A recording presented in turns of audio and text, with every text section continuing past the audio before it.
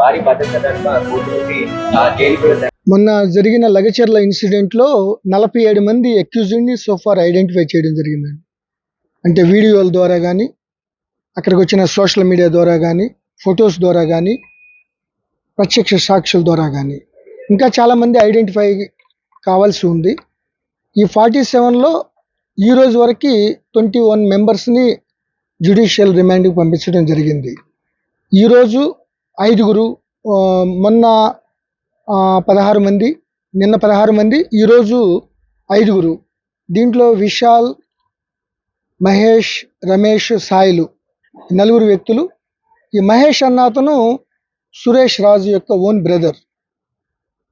అదేవిధంగా పట్నం నరేందర్ రెడ్డి గారు అనే ఆయన కూడా దీంట్లో సాక్ష్యాధారాలతో, సాంకేతిక సాక్ష్యాధారాలు, మిగతా సాక్ష్యాధారాల మీద ఆయన కూడా అరెస్ట్ చేసి జ్యుడిషియల్ రిమాండ్కి పంపించడం జరిగింది. ఇప్పుడు వరకే 21 మందిని ఈ యొక్క అటాక్ సంబంధించిన కేసుల్లో రిమాండ్ చేయడం జరిగింది. మిగతా వాళ్ళ కోసం 4 టీంలు గాలిస్తున్నాయి. ముఖ్యంగా సురేష్ రాజు, దేవదాస్, గోపాల్ నాయక్, విజయ్, విఠల్ వీళ్ళందరూ కూడా చాలా ప్రామినెంట్ రోల్గా చేశారు.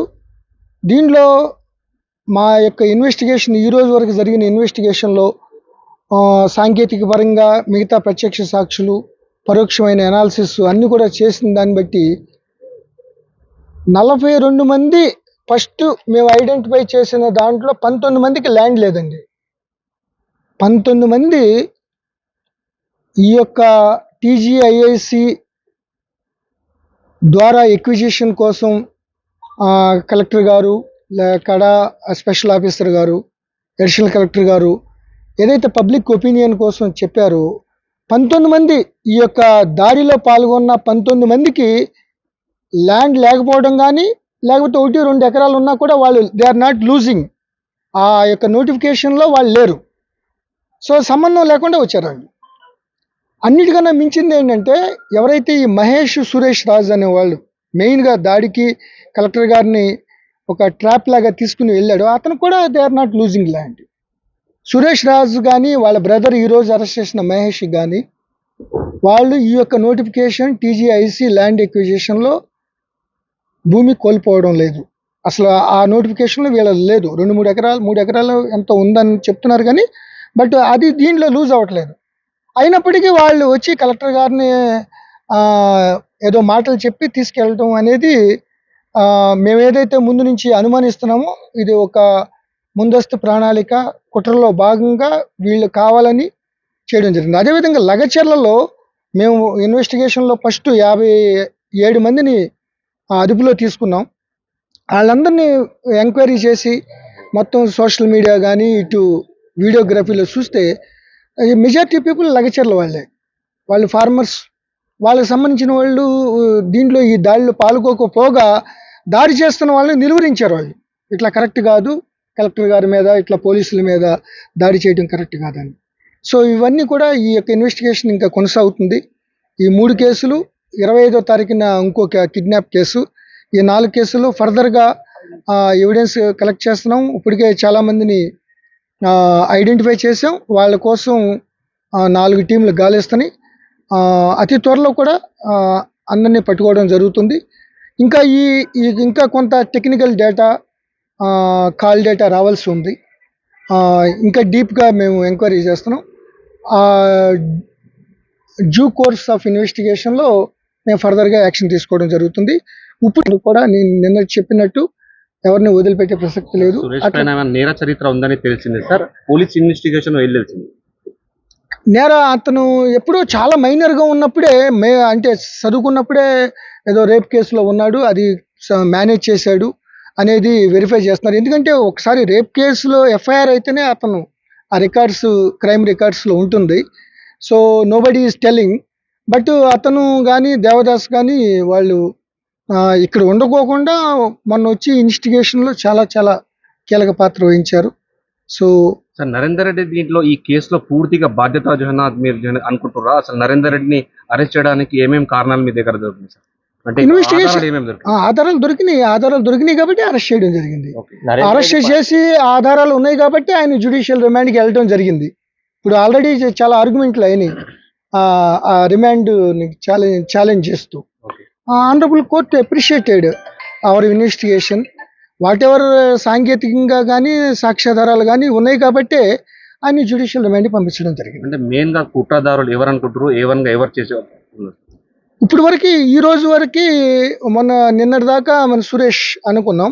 ఈ రోజు A1గా ఈయన నరేందర్ రెడ్డి గారు ఈ కేసులో ఏమన్నా మెన్షన్ అయింది. ఇన్స్ట్రక్షన్స్ ఇచ్చాను సార్. నరేందర్ రెడ్డి, సురేష్ కావచ్చు, అక్కడ ఉన్న గ్రామస్తులలో ఎవరైతే భూమి లేని వాళ్ళు 19 మంది అంటున్నారో ఆ 19 మందికి డైరెక్షన్ ఫోన్ ద్వారా ఇచ్చాడా, ఇలా కోఆర్డినేషన్? అవన్నీ కూడా సాంకేతికంగా ఇవన్నీ ఉన్నాయి. ఇన్వెస్టిగేషన్ అన్ని మనం బయట ఇదవ్వకూడదు. కానీ ఈయన ఈ యొక్క గొడవకి కానీ అక్కడ ఫస్ట్ నుంచి ఒక గవర్నమెంట్ మీద కానీ, గవర్నమెంట్ అంటే అడ్మినిస్ట్రేషన్ మీద, కలెక్టర్ గారి మీద ఆ యొక్క ఎక్విజిషన్ టైంలో వాళ్ళందరినీ మోటివేట్ చేయడానికి, వద్దు అని చెప్పడానికి, లేకపోతే ఇట్లా ఇవన్నీ చేయడానికి ఈయన పాత్ర ప్రధానంగా ఉంది కాబట్టి, దానికి ఎవిడెన్స్ ఉంది కాబట్టి మేము ఈ రోజు మిగతా వాళ్ళతో కలిపి ఆయన జ్యుడిషియల్ రిమాండ్ పంపించడం జరిగింది. సార్, నరేందర్ ని కస్టడీ కోరిరా సార్? ఎన్ని రోజుల పాటు కస్టడీ కోరారు? కస్టడీ పిటిషన్ కస్టడీ పిటిషన్ వేసాము. దాని మీద ఆర్గ్యుమెంట్స్ అవుతాయి. కోర్టు ఎన్ని రోజులు ఇస్తుంది అనేది, ఎందుకంటే కొద్ది ఫర్దర్గా కొంత డేటా రావాల్సి ఉంది. ఆ డేటా అనలైజ్ చేయడానికి, సో ఇనీషియల్గా సెల్ ఫోన్ ఓపెన్ చేయడానికి లేకపోతే ఇంకా చేయడానికి కొంత టైం పడుతుంది. ప్రాథమిక సమాచారం పోలీస్ ఇన్వెస్టిగేషన్ లో దీంట్లో కేటీఆర్ పాత్ర ఏమైనా భావిస్తున్నారా మీరు ఎట్లా మీరు ఊహలకి సంబంధించింది అట్లా కాదు. దీంట్లో ఒకటే చెప్తున్నాను నేను కారంపొడితో దాడి చేసిరంటే సార్, అసలు కారంపొడి ఇవన్నీ ఎవరు తీసుకొచ్చారు? సురేష్, మహేష్? అదే కారం పొడి తీసుకొచ్చారు, కొంత లిక్కర్ కూడా తీసుకొచ్చారు అనేది మనకు ఎవిడెన్స్ కనిపిస్తుంది. సో దీనికి ఎవరెవరు తీసుకొచ్చారు, ఎవరెవరు ఏం చేశారు అనేది డ్యూ కోర్స్ ఆఫ్ ఇన్వెస్టిగేషన్ జరుగుతుంది. మీకు ఎప్పటికప్పుడు ఈ రోజు వరకు ఇన్వెస్టిగేషన్ అంతా మీకు తెలియజేస్తున్నాను నేను. సో భవిష్యత్తులో ఎవరి పాత్ర ఉంది, ఎలా ఉంది అనేది ఊహాగానాలు కాదు. మాకున్న ఎవిడెన్స్ల ప్రకారం, అక్కడున్న ప్రత్యక్ష సాక్షులు, అట్లాగే సాంకేతిక ఎవిడెన్స్, మెయిన్ దీంట్లో ఒకే విధంగా మీకు తెలియజేయడం ఏంటంటే, అమాయకులు కానీ, ఫార్మర్స్ కానీ, ఎవరైతే అక్కడ చాలామంది ఉన్నారు ఆ రోజు, సో వాళ్ళు బిహేవియర్ని బట్టి వాళ్ళని చూసి చాలామందిని ఫస్ట్లో మేము అనుమానితులుగా తీసుకొచ్చి వాళ్ళని వదిలేయడం జరిగింది. ఒకేసారి 35 మందిని పంపించేసాం. సో ఎవరు దీంట్లో సంబంధం లేని వాడిని ఎవరిని యాక్షన్ తీసుకునే అవకాశమే లేదు. అట్లాగే దీంట్లో సంబంధం ఉన్న వాళ్ళని ఎవరిని వదిలిపెట్టే ప్రసక్తి కూడా లేదు. అక్కడ గ్రామస్తులకు కానీ, తాండావాసులకు పోలీస్ శాఖ తరఫున మీరు ఇచ్చే మెసేజ్ ఏంటి? అక్కడ వాళ్ళు చాలా మంది భయపడుతున్నారంట, అంటే పోలీస్ వాళ్ళు వస్తున్నారు, అరెస్ట్ చేస్తున్నారు అని చెప్పి, ఇట్లా గ్రామస్తులు కొంత భయభ్రాంతాలకు గురి అవుతున్నారు అని చెప్పి సమాచారం ఉంది. శాఖ తరఫున మీరు ఏం చెప్తారు? ఎట్టి పరిస్థితుల్లో దీనికి, ఈ యొక్క ఘటనలకి ఉద్దేశపూర్వకంగా ఈ యొక్క ఆఫీసర్ల మీద అటాక్ చేసి, పోలీసుల మీద అటాక్ చేసిన సంఘటనకి, దాన్ని ఉద్దేశపూర్వకంగా ఎవరు మెన్సీరియా అంటే మైండ్లో అటువంటి ప్లాను, కుట్ర లేని వాళ్ళు ఎవ్వరు భయపడక్కర్లేదు. వాళ్ళు గ్రామాల్లో ఉండొచ్చు, చాలామంది ఉన్నారు కూడా, ఎవరు భయపడాల్సిన పని లేదు. మిగతా వాళ్ళు ఎవరైతే మెయిన్ ఉన్నారో వాళ్ళందరూ అబ్స్కాండింగ్ అయిపోయారు. సో వాళ్ళందరూ హైదరాబాదు ఇవన్నీ కూడా వెళ్ళారు. వాళ్ళ కోసం టీంలు ఉన్నాయి. ఇది నిరంతర ప్రక్రియ. మొత్తం ఈ యొక్క ఘటనలో ప్రతి ఒక్కరూ అరెస్ట్ అయ్యే వరకు ఈ పోలీసులు తన ఎఫర్ట్స్ కొనసాగిస్తారు. ఈ దర్యాప్తు కొనసాగుతుంది. త్వరితగతిన ఈ యొక్క దర్యాప్తును పూర్తి చేసి ఆ షార్ట్ షీట్ కూడా వేయడం జరుగుతుంది. షార్ట్ షీట్స్, ఎందుకంటే ఇది చాలా దారుణమైన, తీవ్రమైన ఘటనగా భావిస్తున్నాం. ఎందుకంటే ఆల్ ఆఫ్ సడన్ ఎక్కడ కూడా టైం ఉంటుంది, ఒక 2 గంటలు 3 గంటలు అది వెళ్ళటం. వాళ్ళే తీసుకెళ్లారు. ఆ తీసుకెళ్ళిన ఆయన కూడా ల్యాండ్కి సంబంధించిన ఆయన కాదు, ల్యాండ్ అతను పోవట్లేదు. సో అతను తీసుకెళ్ళటం, 2-3 తీసుకొచ్చి సడన్గా వెళ్ళటమే 2.5 మినిట్స్లో ఇంత లైట్నింగ్ అటాక్ చేయడం అనేది చాలా సీరియస్గా తీసుకున్నాం. Will take very very stringent action against directly indirectly ఎవరైతే దీనిలో బాధ్యులో వారిపై అందరిపై చర్యలు తీసుకోవడం జరుగుతుంది. Thank you sir.